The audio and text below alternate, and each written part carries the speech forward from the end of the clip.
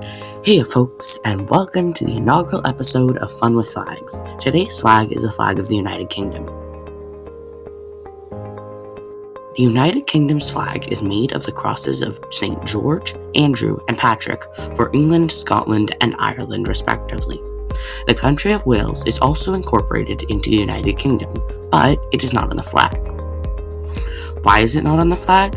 Well, that's because Wales was conquered by the English kings before England and Scotland united, and it was considered to be conquered land, and not an equal part of the kingdom, although it was a separate country and treated separately. Unlike Scotland, which was completely independent until it had the same heir to the throne as England, James I, and so they became one monarchy with the united flag, which was the first Union Jack. Shortly after this, Ireland was incorporated as a kingdom and as part of the UK, although it had been under the control of England for a very long time. This meant that it needed to be put on the Union Jack, and so the Union Jack became as it is today. Although you cannot see the flag of Wales, it was a red dragon on a green and white bicolor. The Union Jack is composed of a red saltire on white, symbolizing St. Patrick, a white saltire on blue, symbolizing St. Andrew, and a red cross on white, symbolizing St. George. Next, we can move on to Northern Ireland, which does not have a flag.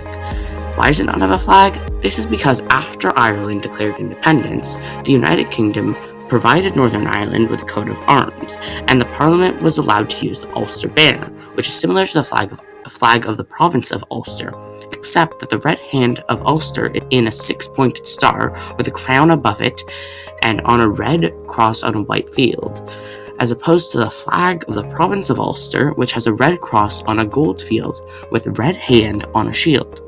The reason that this is no longer the official flag is because in 1973, the Constitution Act was passed, and this was shortly after the Parliament was abolished in 1972.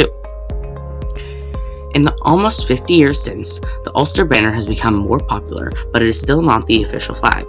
This means that although it is used for international sporting events and is the unofficial flag of Northern Ireland does not have an official flag. Now that we have covered the flags of the United Kingdom over time, let us move on to the royal banners over time.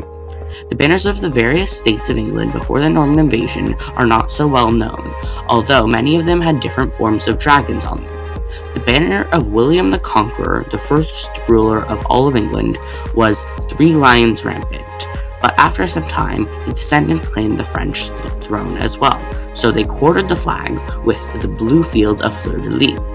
But after the 100 Years' War, they were forced to accept that the House of Valois were the rulers of France, and that the descendants of the House of Plantagenet, who were at that point fighting between themselves as the houses of York and Lancaster in the Wars of the Roses, would not claim the throne of France, and that the houses of Valois and Plantagenet would be separate. In separating this, the House of Plantagenet changed from the field of fleur-de-lis to just having 3 fleur-de-lis. Shortly after the House of Tudor took power, but they did not last very long, and the next major change took place when the House of Stuart, which was ruling Scotland at that time, took power.